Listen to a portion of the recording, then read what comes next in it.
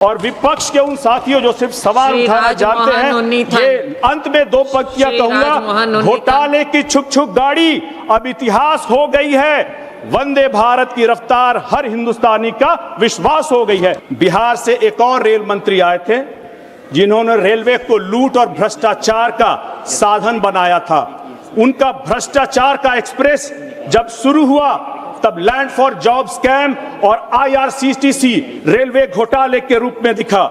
उन्होंने बड़ा ही दावा किया था कि 90,000 करोड़ का हमने रेलवे को मुनाफा कराया है, लेकिन जब ममता दीदी ने व्हाइट पेपर लेकर के आई थी जो आपके ही गठबंधन में है, तब उन्होंने कच्चा चिट्ठा खोला था। यह सिर्फ अकाउंटिंग की बाजीगरी थी और कुछ नहीं था। महोदय, अब घोटाले की सरकार खत्म हो चुकी है और सही मायने में देश रेलवे के विकास को विस्तार दे रहा है। 26-27 के बजट में रेलवे का जो 2,93,000 करोड़ का कैपिटल एक्सपेंडिचर का रखा गया है, वो रेलवे के इंफ्रास्ट्रक्चर को बढ़ाएगा। गंभीर ट्रेन हादसे लगभग पिछली बार से इससे पहले से 90% कम होकर के 11 पर आए हैं। इसे सिंगल डिजिट में लाने का प्रयास किया जा रहा है। यूपीए के शासनकाल में जो औसतन 4.2 किलोमीटर ट्रैक बना करते थे, आज वो 8.5 किलोमीटर दुगने हो चुके हैं। 2004 से 14 में जहां 4,148 ROB railway overbridge, railway under bridge बने थे, अब वो 11 सालों में बढ़ करके 14,024 ROB बन चुके हैं और 13,600 से ज्यादा ब्रिज बनाए गए हैं। आज 164 वंदे भारत ट्रेनें चल रही हैं जो 2025 में लगभग 15 थी।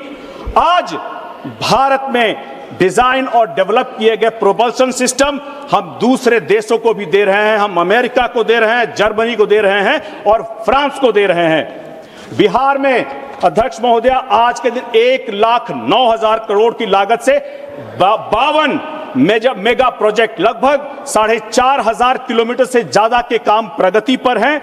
और Banaras Siliguri high speed rail corridor को जो रेल मंत्रालय के द्वारा गति दी गई है, वह हमारे क्षेत्र की राजधानी, हमारे प्रदेश की राजधानी पटना को भी अब उस हाई स्पीड रेल कॉरिडोर से जोड़ रहा है। इस अभूतपूर्व विकास के बीच में मैं बिहार के जमुई संसदीय क्षेत्र से आता हूं और अपने क्षेत्र की कुछ मांगे मैं माननीय रेल मंत्री जी के संज्ञान में लाना चाहूंगा।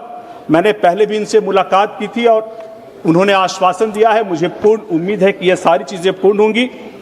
मैं माननीय रेल मंत्री जी से आग्रह करना चाहूंगा कि जमुई झाझा बेल्ट को एक हाई कैपेसिटी रेल कॉरिडोर के रूप में विकास करने पर ध्यान दिया जाए, इसको संज्ञान में लिया जाए। एक बहुत पुराना हमारे चिराग पासवान जी के समय में शुरू की गई झाझा बटिया न्यू रेल लाइन का निर्माण प्रशासनिक प्रक्रियाएं पूरी हो चुकी है, इसको जल्द से जल्द शुरू किया जाए। बैजनाथपुर, अंडोली और झाझा के बीच बाईपास लाइन 5 किलोमीटर जो है उसका निर्माण कार्य तुरंत शुरू हो। सीतारामपुर झाझा चौथी लाइन और सीतारामपुर क्यूल झाझा के रास्ते तीसरी लाइन को भी गति दी जाए। बरियारपुर मननपुर 68 किलोमीटर और लक्ष्मीपुर नवादा 137 किलोमीटर रेल परियोजना में तेजी लाई जाए। कटौना हॉल्ट पर DMU EMU ट्रेनों का ठहराव, चौरा हॉल्ट पर यात्रियों के ट्रेनों का ठहराव हो और साथ ही साथ जमुई और झाझा स्टेशन पर वंदे भारत और अमृत भारत ट्रेनों का ठहराव हो।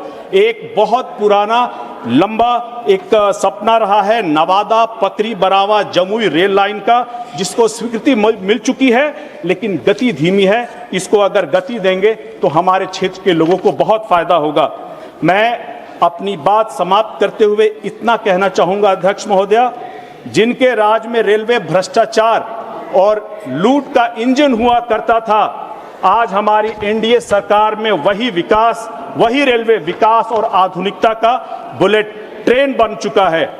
मैं अपनी पार्टी लोक जनशक्ति पार्टी रामविलास और अपने नेता चिराग पासवान जी की तरफ से इसी भावना के साथ रेल बजट की इन मांगों का पूर्ण रूप से समर्थन करता हूं और विपक्ष के उन साथियों जो सिर्फ सवाल उठाना जानते हैं, ये अंत में दो पंक्तियां कहूंगा। घोटाले की छुक छुक गाड़ी अब इतिहास हो गई है, वंदे भारत की रफ्तार हर हिंदुस्तानी का विश्वास हो गई है। धन्यवाद अध्यक्ष महोदय।